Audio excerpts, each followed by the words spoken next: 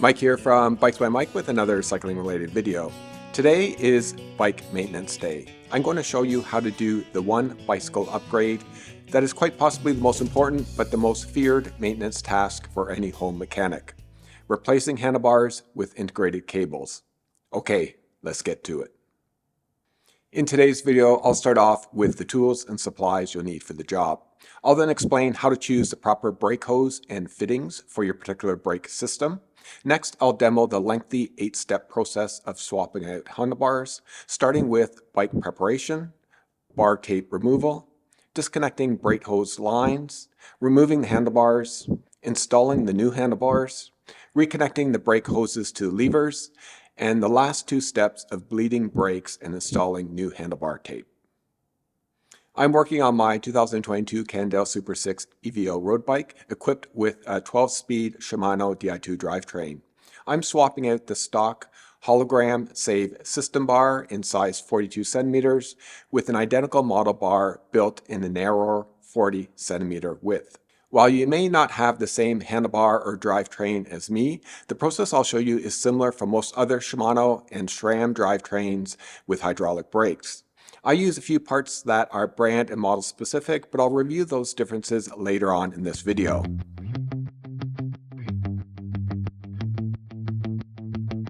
These are the tools and supplies you'll need for the job. You will, of course, need your replacement handlebar. For me, that's a 40 centimeter HollowGram SAVE SystemBar.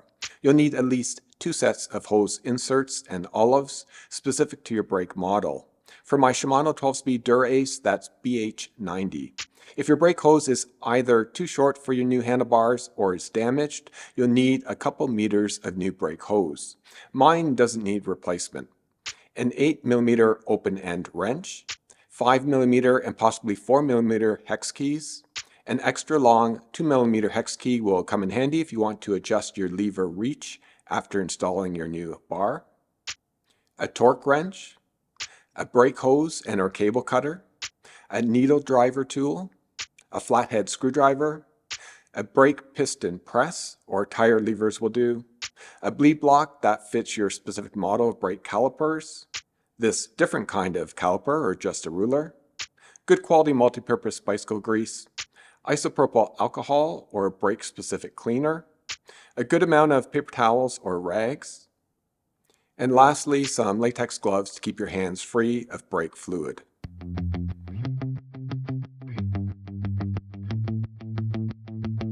The parts that hold the brake hose in place at either the lever or brake caliper end are the fittings. These have 3 components. You have the olive, which is a compression fitting. You have an insert, which creates a very flat surface to the end of the hose, allowing for a leak-proof seal. And you have the flare nut, which is designed to hold all the fittings in place tightly. Olives are designed as single-use items, so do not reuse them when modifying your brake system. Inserts are also single-use only because once inserted in the hose, they are impossible to get out. The flare nut is the only one of the 3 that may be reused over and over again. In addition to the brake hose, when it comes to the brake fittings, you must use one specifically designed for the make and model of brakes you're using. Olives and inserts are not universal and each is specifically designed to work with their compatible brake system. Use the wrong type and it's likely your brakes will leak fluid, not work properly, or not work safely. My 12-speed Shimano Di2 uses BH90 fittings, so that's what I'm using. BH90 is used on both 11 and 12-speed Shimano Di2 as well as GRX lines. The exact model of brake hose for my system is SM-BH90-JK-SSR. Shimano hydraulic lines are either an SM-BF59 or SM-BF90 standard. BH90 has an inner diameter of 2.1 millimeters and an outer diameter of 5 millimeters. BH59 has an ID of 2.3 millimeters and an OD of 5 millimeters. BH90 is the more rigid brake line and appears on Shimano's higher-end drivetrains for road, mountain, and gravel. The rigidity is the result of a thicker wall to the hose, which is why it has a smaller inner diameter. If you need replacement parts, you can certainly go ahead and buy official OEM Shimano or SRAM hoses with their corresponding fittings. I've certainly done that, but I'm starting to buy more third-party kits. AliExpress has a lot of options, and quite frankly, if you choose wisely, you can often get the same quality as the original at a fraction of the price. Regardless of which brand you go with, these are the most common fittings that will work with 99% of the brake systems out there. You have the two Shimano standard fittings, one being the slightly larger BH59 insert and the slightly smaller one I'm using, BH90. Then you have the brand-specific fittings for SRAM, Magura, and Tektro. So if you buy the correct spec of hose and pair it with the correct spec of fitting, you are good to go. If you still don't know what fittings are right for your brakes, check out the link I've included in the video description.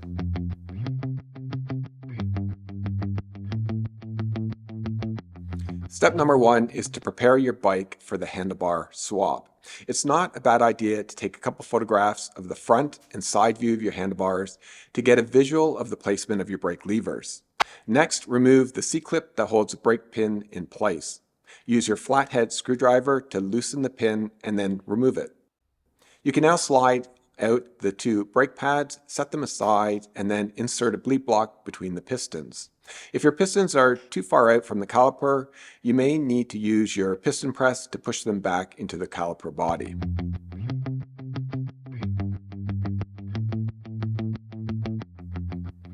Step number 2 is to remove your existing bar tape. In order to be able to detach the brake hose from the levers and to slide the levers off the handlebars, you'll first need to remove the bar tape. Remove the tape on one side and then do the same on the other.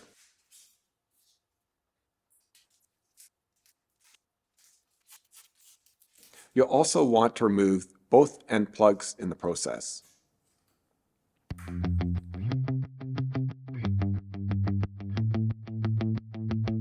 Step 3 is to disconnect the brake hoses from the lever body.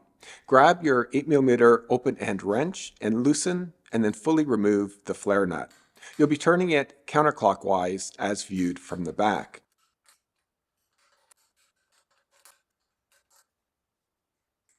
You can now pull the cable out and away from the lever and cut off and discard the olive and insert. If planning to reuse your existing brake hose with your new handlebar, cut off as little as possible to ensure you have enough length on the hose to fit with your new handlebar. Now repeat the same process for the other lever.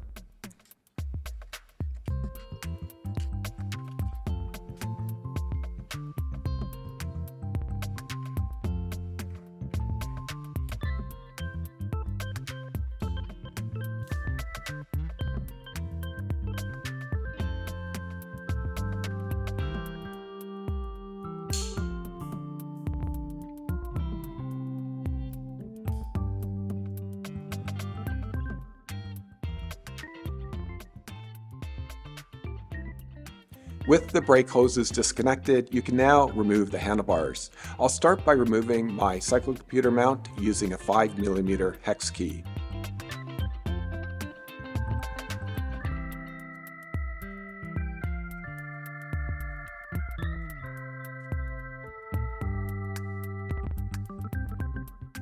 I'll then peel off the rubber seal, concealing the two 5mm hex bolts that secure the handlebars to the stem. Using my 5mm hex key, I'll first loosen and then remove the two bolts. All you have to do now to separate your handlebars is to pull the two brake hoses out of the handlebar. Depending on the internal routing for your specific handlebars, this can be really easy or it can be a complete pain in the butt. Mine required a bit of force and a bit of maneuvering, but I eventually was able to release the hoses.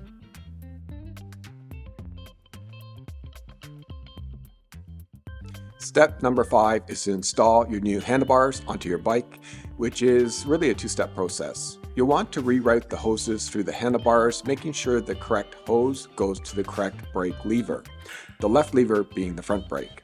You can try fishing the brake hose directly through the handlebars, but often you'll need to use a wire to fish a line through the handlebars first.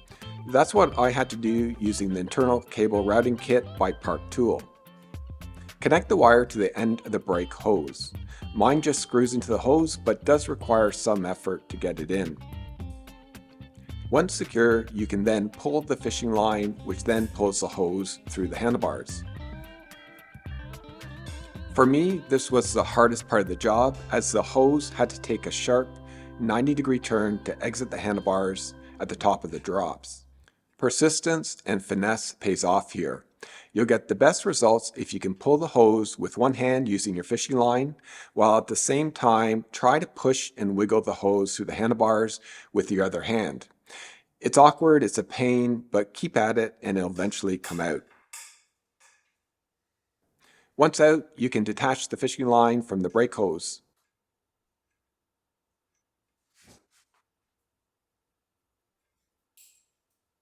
Now that I've got one brake hose done, I just need to repeat the whole frustrating process on the other side.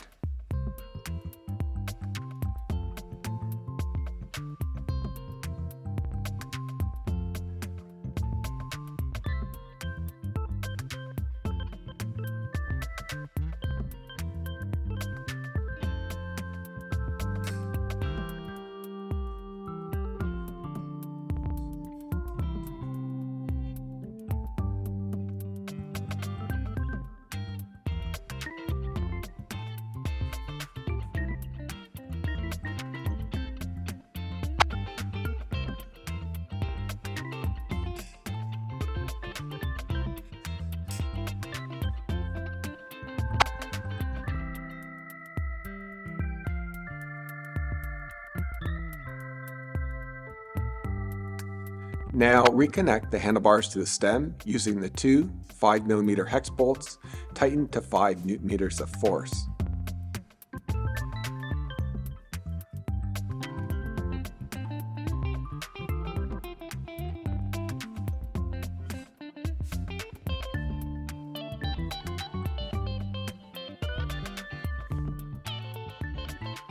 Slide each of the brake levers onto the handlebars and using a 5mm hex key, loosely tighten down the lever bolt. It's easier to reconnect the cable to the lever if it's a loose fit at this point. But don't forget to fully tighten the lever bolt to the proper torque setting when done. For my SAVE SystemBar, that's 6 to 8 Nm of force maximum. Step number 6 is to connect the hoses to the levers. First, measure to make sure the hose is the proper length. The hose needs to extend 21 mm beyond the location of the flare nut. Make sure there's enough cable to allow the handlebars to rotate left and right. Cut the hose to size if necessary, or replace the hose entirely if too short or damaged. Slip the flare nut onto the hose first, followed by the olive. Order does matter here. Lastly, use the needle driver tool to insert the fitting into the hose.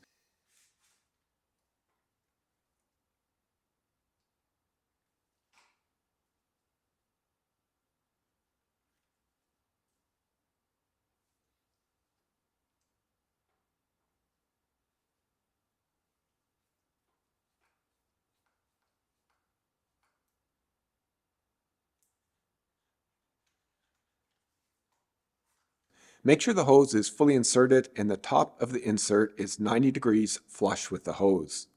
Do this wrong and your brake line will leak, guaranteed. Place an olive 2 mm from the end of the hose. Place a tiny bit of grease on the olive and the flare nut.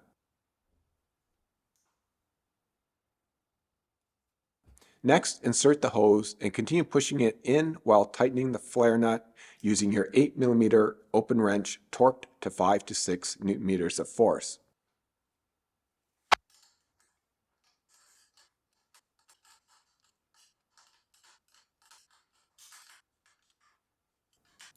If you're lucky, you'll still have enough brake fluid in your line to be able to test your brakes for any leaks by pumping your levers a few times.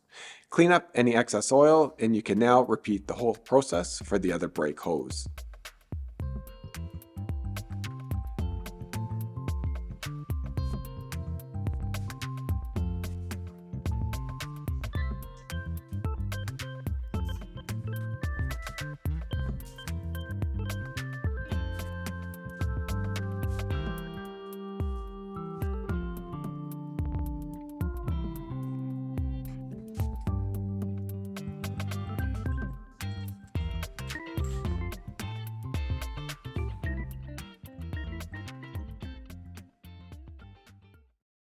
To get your brakes performing properly, you will need to do a brake bleed. I won't cover this off here as I previously did a video on how to bleed Shimano brakes. I've included a link to that video in the description. You'll also need to install new bar tape, and I also did a how-to video explaining that process. Link to that video in the description as well. So that is how you go about replacing handlebars on a bike with integrated cables.